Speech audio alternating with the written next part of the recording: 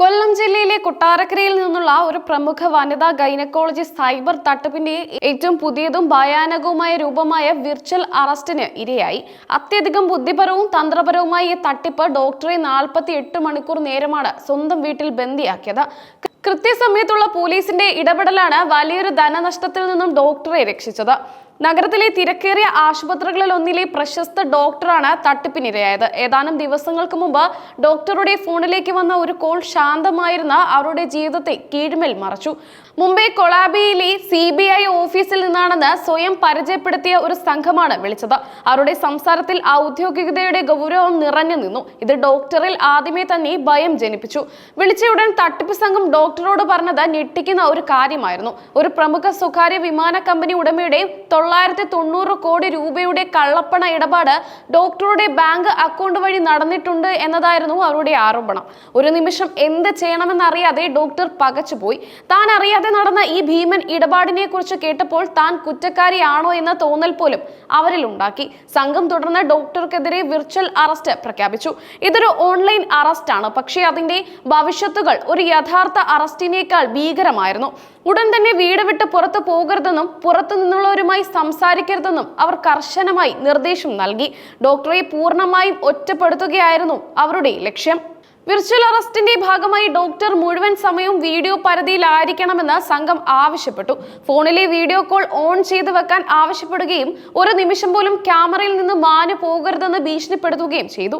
ഈ 48 മണിക്കൂർ ഡോക്ടർക്ക് സ്വന്തം വീട്ടിൽ പൂർണ്ണമായും തടവിലായിരിക്കുന്ന അനുഭവമാണ് നൽകിയത്. സംഭവം മറ്റാരോടും സംസാരിക്കാൻ പാടില്ലെന്ന് തട്ടിപ്പ് സംഘം ഡോക്ടറെ ഭീഷണിപ്പെടുത്തി.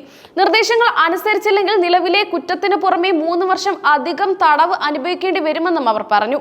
CBIയുടെ പേരിലുള്ള സീൽ പതിച്ച വ്യാജ ഫോറങ്ങൾ വാട്സപ്പ് വഴി അയച്ചു കൊടുത്തത് തട്ടിപ്പ് സംഘം യഥാർത്ഥത്തിൽ നിയമപാലകരാണെന്ന് ഡോക്ടറെ വിശ്വസിപ്പിക്കാൻ സഹായകമായി. പ്രശസ്ത ഗൈനക്കോളജിസ്റ്റായ ഡോക്ടർ തുടർച്ചയായ 2 ദിവസങ്ങളിൽ ആശുപത്രിയിൽ എത്താതിരുന്നത് സഹപ്രവർത്തകരിലും ആശുപത്രി അധികാരികളിലും സംശയമുണർത്തി.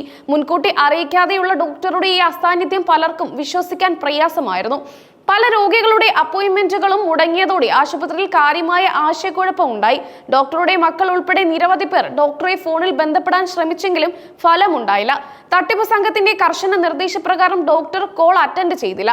അമ്മയുടെ ഈ അപ്രതീക്ഷിത മൗനം മക്കളിൽ കടുത്ത ആശങ്കയുണ്ടാക്കി. സ്വന്തം വീട്ടിൽ തടവിലായിരിക്കുകയാണെന്ന വിവരം പുറത്തു പറയാൻ സാധിക്കാത്ത അവസ്ഥയിലായിരുന്നു ആ വനിതാ ഡോക്ടർ. ഡോക്ടറെ വിളിച്ചിട്ട് കിട്ടാതെ വന്നതോടെ മക്കൾ കൂടുതൽ ആശങ്കാകുലരായി. ഇതിന്റെ ഇടയിലാണ് മൊബൈൽ ഫോണിന്റെ ചാർജ് തീരാതിരിക്കാനായി ഒരു പവർ ബാങ്ക് വാങ്ങാൻ ഡോക്ടർ ഡ്രൈവറെ ചുമതലപ്പെടുത്തിയത്. പുറം ലോകവുമായി ഡോക്ടർ നടത്തിയ ഏക ബന്ധം ഇതായിരുന്നു. ഈ പവർ ബാങ്കിന്റെ ആവശ്യം വീട്ടുകാരുടെ സംശയം വർദ്ധിപ്പിച്ചു. തുടർച്ചയായ 2 ദിവസത്തെ അസാന്നിധ്യവും ഫോൺ വിളിച്ചാൽ എടുക്കാതിരിക്കുകയും ചെയ്തതോടെ ആശുപത്രി അധികൃതരും ഡോക്ടറുടെ കുടുംബാംഗങ്ങളും പോലീസിൽ വിവരം അറിയിച്ചു. അപകടം മണത്ത പോലീസിന് ഇതിൽ അസ്വാഭാവികതയുണ്ടെന്ന് പെട്ടെന്ന് മനസ്സിലായി. ഉടൻ തന്നെ അവർ ഡോക്ടറുടെ വീട്ടിലേക്ക് പുറപ്പെട്ടു. പോലീസ് ഡോക്ടറുടെ വീട്ടിലെത്തിയപ്പോൾ ഡോക്ടർ ഭയന്ന അവസ്ഥയിലായിരുന്നു. പോലീസിനോട് പോലും കാര്യങ്ങൾ വെളിപ്പെടുത്താൻ അവർ ആദ്യം തയ്യാറായില്ല. തട്ടിപ്പ് സംഘം നൽകിയ ഭീഷണിയും CBI മുദ്രകളുള്ള ഫോറങ്ങളും അവരെ വല്ലാതെ ഭയപ്പെടുത്തിയിരുന്നു. താൻ കുറ്റക്കാരിയാണെന്ന് അവർ പൂർണ്ണമായും വിശ്വസിച്ചിരുന്നു. പോലീസ് ഉദ്യോഗസ്ഥർ ഡോക്ടറോട് വളരെ സൗഹൃദപരമായി സംസാരിച്ചു. വിർച്വൽ അറസ്റ്റ് എന്നത് ഒരു സൈബർ തട്ടിപ്പാണെന്ന് മനസ്സിലാക്കി കൊടുക്കാൻ ശ്രമിച്ചു. സൈബർ തട്ടിപ്പുകളെ കുറിച്ചുള്ള നിരവധി ബോധവൽക്കരണ വീഡിയോകളും വിവരങ്ങളും അവർ ഡോക്ടറെ കാണിച്ചു കൊടുത്തു. ഇതോടെയാണ് താൻ കുടുങ്ങിയത് ഒരു തട്ടിപ്പിലാണെന്ന് ഡോക്ടർക്ക് ബോധ്യമായത്. പോലീസ് ഉദ്യോഗസ്ഥരുടെ നിരന്തരമായ ഇടപെടലിന്റെ ഫലമായി ഡോക്ടർ നടന്ന കാര്യങ്ങൾ മുഴുവൻ വെളിപ്പെടുത്തി. തട്ടിപ്പ് സംഘം ആവശ്യപ്പെട്ടത് പ്രകാരം സ്വന്തം അക്കൗണ്ട് വിവരങ്ങൾ കൈമാറാൻ ഒരുങ്ങുകയായിരുന്നു അവർ.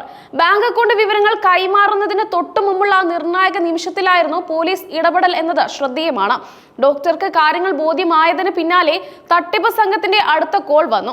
ബാങ്ക് അക്കൗണ്ട് വിവരങ്ങൾ നൽകാനായിരുന്നു അവരുടെ ആവശ്യം. എന്നാൽ ആ ഫോൺ കോൾ സ്വീകരിച്ചത് ഡോക്ടർ ആയിരുന്നില്ല, മറിച്ച് പോലീസ് ആയിരുന്നു.